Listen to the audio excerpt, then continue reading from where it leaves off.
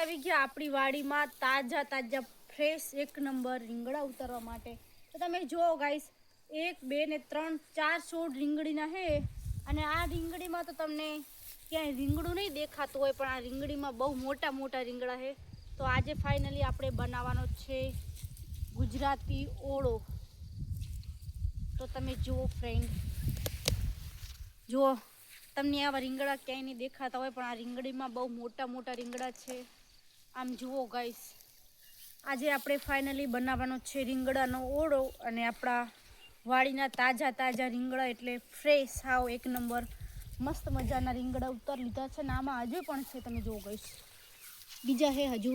આમ જુઓ, આ ઝીણા ઝીણા હજુ રીંગણા આમાં ઘણાય છે. ને આપણી વાડીએ જ છે રીંગણીના છોડવા. તો તમે જુઓ ગાઈસ, 1 2 ને 3 4 રીંગણીના છોડવા છે.